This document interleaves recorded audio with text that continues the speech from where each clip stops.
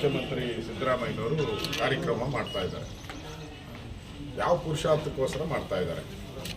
ರಾಜ್ಯದಲ್ಲಿ ಯಾರು ಮುಖ್ಯಮಂತ್ರಿ ಅಂತ ಯಾರಿಗೂ ಗೊತ್ತಿಲ್ಲ.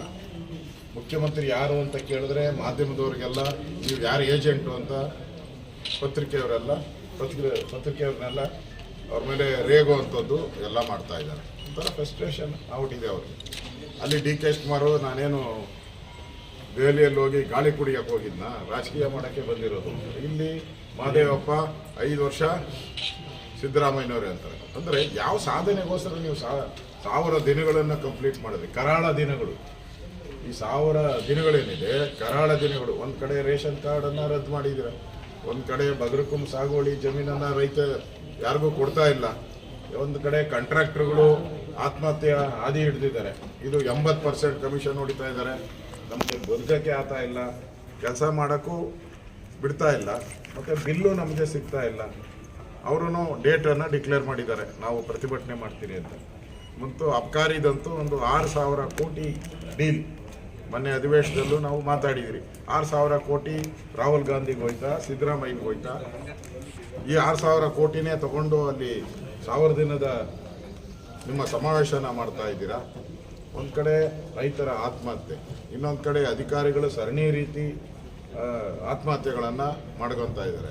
ಆಸ್ಪತ್ರೆಗಳಲ್ಲಿ ಔಷಧಿ ಇಲ್ಲ. ಕಳೆದ 6 ತಿಂಗಳಿಂದ ಸುಮಾರು 800ಕ್ಕೂ ಹೆಚ್ಚು ಔಷಧಿಗಳು ಬೇಕಾಗಿತ್ತು. 150 ಔಷಧಿಗಳು ಮಾತ್ರ ಕೊಡ್ತಾ ಇದೆ.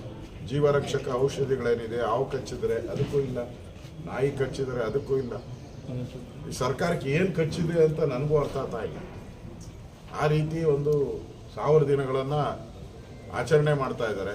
ಸರ್ಕಾರ ಬಂದಾಗಿಂದನೂ ಕೂಡ ಅಧಿಕಾರದ ಕಿಚ್ಚಾಟ, 80% ಕಮಿಷನನ್ನು ಲೂಟಿ ಹೊಡೆದಿರೋ ಆಪಾದನೆಯನ್ನು ಸರ್ಕಾರ ಎದುರಿಸ್ತಾ ಇದೆ. ಈಗಾಗಲೇ ಒಬ್ಬ ಮಂತ್ರಿ ರಾಜೀನಾಮೆ ಕೊಟ್ಟಿದ್ದಾರೆ, ಇನ್ನೊಬ್ಬ ಮಂತ್ರಿ ರಾಜೀನಾಮೆ ಕೊಡಬೇಕು, ಅಬ್ಕಾರಿ ಮಂತ್ರಿ. ಅದಕ್ಕೆ ಹೋರಾಟವನ್ನು ನಾವು ಮಾಡ್ತಾ ಇದ್ದೀವಿ. ಸರ್, ಈ ಗ್ಯಾರಂಟಿಗೆ ಸಂಬಂಧಪಟ್ಟಂಗೆ ಸರ್, ಶಕ್ತಿ ಗ್ಯಾರಂಟಿಗೆ ಸಂಬಂಧಪಟ್ಟಂಗೆ ಸರ್, ಯಾರು ಶಾಸಕರು ಟೂರ್ ಹೋಗ್ತಾರೆ ಇಲ್ಲ? ಈಗ ನೋಡಿ, ಮೊನ್ನೆ ಇದಕ್ಕೆಲ್ಲ ಫಾರಿನ್ ಟೂರ್ ಕಳಿಸಿದ್ದಾರೆ. ಸಿದ್ದರಾಮಯ್ಯನವ್ರ ಕಡೆ ಕಳಿಸಿರೋದು 100% ಸಿದ್ದರಾಮಯ್ಯನವ್ರ ಕಡೆನೇ ಕಳಿಸಿರೋದು. ಅದಕ್ಕೆ ಡಿ ಕೆ ಶಿವಕುಮಾರ್ ಮಾಡ್ತಾರೆ. ನಾನೇನು ಡೆಲ್ಲಿ ಗಾಳಿ ಕುಡಿಯೋಕೆ ಬಂದಿಲ್ಲ ಅಂದಮೇಲೆ ಅರ್ಥ ಆಯ್ತಲ್ಲ. ಗನ್ ಹಿಡ್ಕೊಂಡೇ ಬಂದಿದ್ದಾರೆ, ರಾಜಕೀಯದ ಗನ್ ಹಿಡ್ಕೊಂಡು ಅವರು ಅವ್ರ ತಮ್ಮ ಇಬ್ಬರು ಬೀದಿಗಿಳಿದಿದ್ದಾರೆ. ನೋಡೋಣ ಯಾರು ರಾಜಕೀಯವಾಗಿ ಶೂಟ್ ಮಾಡ್ತಾರೋ ನೋಡೋಣ, ಕಾಯೋಣ. ಸರ್, ಶಕ್ತಿಗೆ ಸಂಬಂಧಪಟ್ಟಂಗೆ ಸ್ಮಾರ್ಟ್ ಕಾರ್ಡ್ ಶಕ್ತಿಗೆ ಸಂಬಂಧಪಟ್ಟಂಗೆ ನಿನ್ನೆ ಒಂದು ಸಂಪುಟದಲ್ಲಿ ತೀರ್ಮಾನ ಆಗಿದೆ. ಅದು ಸರಿನಾ ಹೇಗೆ ಅಂತ? ಅದು ಆ ಥರದ್ದು ಒಳ್ಳೇದಲ್ಲ. ಇವರೇನು ಹೇಳಿದ್ರು, ಎಲ್ಲ ಮಹಿಳೆಯರಿಗೂ ಫ್ರೀ ಅಂದರು. ಎಲ್ಲ ಮಹಿಳೆಯರು, ಕಾಕಾ ಪಾಟೀಲ್ ನಿನಗೂ ಫ್ರೀ, ಮಹದೇವಪ್ಪ ನಿನಗೂ ಫ್ರೀ ಅಂದರು. ಈಗ ಆಧಾರ್ ಕಾರ್ಡ್ ಅಂದರು, ಈಗ ಸ್ಮಾರ್ಟ್ ಕಾರ್ಡು ಅಂತ. ಇನ್ನು ಸ್ಮಾರ್ಟ್ ಕಾರ್ಡ್ ಕೊಡೋದ್ರಲ್ಲೇ 6 ತಿಂಗಳು ವರ್ಷ ಕಳೆದು ಬಿಡ್ತಾರೆ. ಆಮೇಲೆ ಸಿಕ್ದವ್ರಿಗೆ ಸಿಕ್ತು, ಸಿಗದೆ ಸಿಗಲ್ಲ. ಅಂದರೆ ಸರ್ಕಾರ ಪಾಪಾರ ಆಗಿದೆ.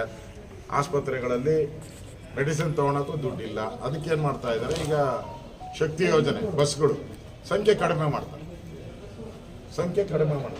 ಹಾಳಾಗೋಗಿದೆ. ಟ್ರಾನ್ಸ್ಪೋರ್ಟ್ ಅಂತೂ ಹಾಳಾಗೋಗಿದೆ. ಶಾಲಾ ಮಕ್ಕಳನ್ನ ಕರ್ಕೊಂಡೋಗಿ ಲಾರಿಯಲ್ಲಿ ಕರ್ಕೊಂಡೋಗಿ ಪ್ರವಾಸ ಕರ್ಕೊಂಡೋಗಿ ಯಾರನ್ನ ನೋಡಿದ್ರೆ ಈ ಸರ್ಕಾರ ದಿವಾಳಿ ಆಗಿರೋದಕ್ಕೆ ಇಷ್ಟು ಮಾನ ಮರ್ಯಾದೆ ಇಲ್ದೇ ಇರೋ ಸರ್ಕಾರಕ್ಕೆ ಇದಕ್ಕಿಂತ ಉದಾಹರಣೆ ಬೇಕಾ? ಇದಕ್ಕಿಂತ ದೊಡ್ಡ ಉದಾಹರಣೆ ಬೇಕಾ? ಮಕ್ಕಳನ್ನ ಏನಾದರೂ ಅನಾಹುತ ಆಗಿದ್ರೆ ಯಾರು ಜವಾಬ್ದಾರಿ? ನಿಮ್ಮ ಯೋಗ್ಯತೆಗೆ ಒಂದು ಬಸ್ ಕೊಡೋಕೆ ಯೋಗ್ಯತೆ ಇಲ್ಲ ಅಂತ ಸರ್ಕಾರ ಏನು ಕ್ರಿ? ನೀವು ಬದುಕಿದ್ರು ಒಂದೇ, ಸತ್ರು ಒಂದೇ. ಈ ಸರ್ಕಾರ ನಾಲಾಯಕ ಸರ್ಕಾರ ಇದೆ. ನ್ಯಾಯ ಎಲ್ಲರಿಗೂ ಒಂದೇ. ಈ ಬಿಜೆಪಿಯನ್ನು ಟಾರ್ಗೆಟ್ ಮಾಡಿ ಕಾಂಗ್ರೆಸ್ ಅವರು ಕೇಸ್ಗಳನ್ನು ದಾಖಲು ಮಾಡ್ತಾ ಇದ್ದಾರೆ. ಅದಕ್ಕೋಸ್ಕರ ಹಣನೂ ಖರ್ಚು ಮಾಡ್ತಾ ಇದ್ದಾರೆ.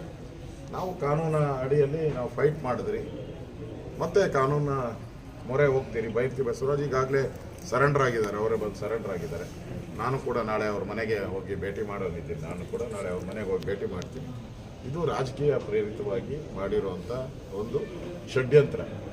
ಅದರಿಂದ ಮುಂದಿನ ದಿನಗಳಲ್ಲಿ ಕಾಂಗ್ರೆಸ್ಗೆ ಅವರು ಅನುಭವಿಸ್ತಾರೆ. ಇದೆ ಯಾರ್ಯಾರು ಈ ಥರ ದ್ವೇಷದ ರಾಜಕಾರಣವನ್ನು ಮಾಡ್ತಾರೋ ಅದು ಪ್ರತಿಫಲ ಇದ್ದೇ ಇರುತ್ತೆ. ಅದರಿಂದ ಅವರು ಕಾನೂನಿಗೆ ಶರಣಾಗಿದ್ದಾರೆ. ಇನ್ನು ಕಾನೂನು ಏನು ತೀರ್ಮಾನ ತೆಗೆದುಕೊಟ್ಟು ಅದಕ್ಕೆಲ್ಲ ನಾವು ಬದ್ಧರಾಗಿದ್ದೀವಿ. ರೈತರು ಪ್ರತಿಭಟನೆ ಮಾಡ್ತಿದ್ದಾರೆ ಸರ್. ಕೇಂದ್ರ ಸರ್ಕಾರ 5,300 ಕೋಟಿ ಘೋಷಣೆ ಮಾಡಿದೆ. ಇಲ್ಲಿವರೆಗೂ ಹಣ ಕೊಟ್ಟಿಲ್ಲ ಅಂತ. ನೋಡಿ, ಕೇಂದ್ರ ಸರ್ಕಾರದ ಯೋಜನೆಗಳೇನಿದೆ ಅದೆಲ್ಲನೂ ಕೂಡ ನರೇಂದ್ರ ಮೋದಿ ನೇತೃತ್ವದಲ್ಲಿ ಮೊನ್ನೆನೂ ಕೂಡ ಬಡ್ಜೆಟಲ್ಲಿ ರೈತರಿಗೆ ಒಳ್ಳೆಯದಾಗುವಂಥ ಕೆಲಸವನ್ನು ಮಾಡಿದ್ದಾರೆ. ಯಾರೋ ಕೆಲವರೆಲ್ಲರೂ ಕೂಡ ಕಮ್ಯುನಿಸ್ಟ್ ಪ್ರೇರಿತವಾಗಿ, ಕಾಂಗ್ರೆಸ್ ಪ್ರೇರಿತವಾಗಿ ಹೋರಾಟಗಳನ್ನು ಮಾಡಿದ್ರೆ ಅದಕ್ಕೂ ನಮ್ಗೆ ಸಂಬಂಧ ಇಲ್ಲ. ಕೇಂದ್ರ ಸರ್ಕಾರ 6,000 ಹಣ ಕೊಡ್ತಾ ಇದ್ದಾರಲ್ಲ ಪ್ರತಿ ರೈತನಿಗೂ. ಹಿಂದೆ ಇತ್ತ ಈ ಯೋಜನೆ. ಬಸವರಾಜ ಬೊಮ್ಮಾಯಿ ರೈತರ